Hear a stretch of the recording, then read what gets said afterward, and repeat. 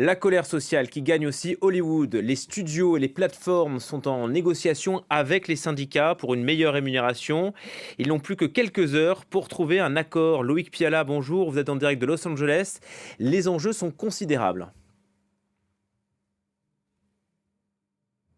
Oui, parce que ces scénaristes veulent des compensations financières adaptées à une industrie qui est en train de changer, changer avec avec le streaming et qui veut vraiment pouvoir être rétribuée à sa juste valeur, parce qu'une saison pour une plateforme de streaming dure 10 à 15, une dizaine d'épisodes, c'est 2 fois moins qu'une saison sur une chaîne traditionnelle. Et quand on est payé à l'épisode, et bien évidemment la différence est importante pour les scénaristes. Par ailleurs, ils ont observé une baisse de leurs residuals, comme on dit ici, leurs droits d'auteur, et ils voudraient que ces droits d'auteur remonte. Voilà l'une des principales revendications des scénaristes, qui exigent également d'avoir plus de scénaristes au minimum pour l'écriture d'une série, qui se méfie aussi de l'intelligence artificielle. Ça peut paraître anecdotique aujourd'hui, mais on l'a vu depuis le mois de novembre avec le robot conversationnel ChatGPT. L'intelligence artificielle avance à pas de géant, et il y a cette crainte aussi que les studios, les producteurs décident de faire appel à l'intelligence artificielle pour écrire des scénarios, se passant donc de la présence d'un scénariste. Tout simplement, quel impact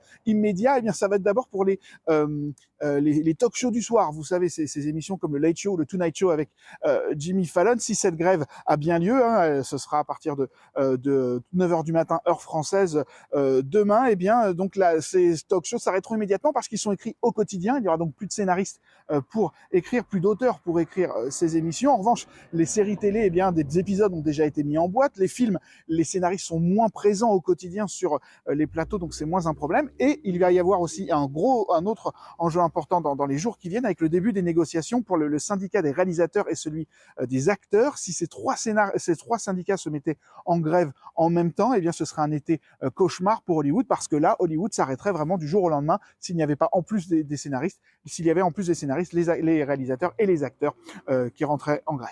Merci beaucoup Loïc, en direct de Los Angeles.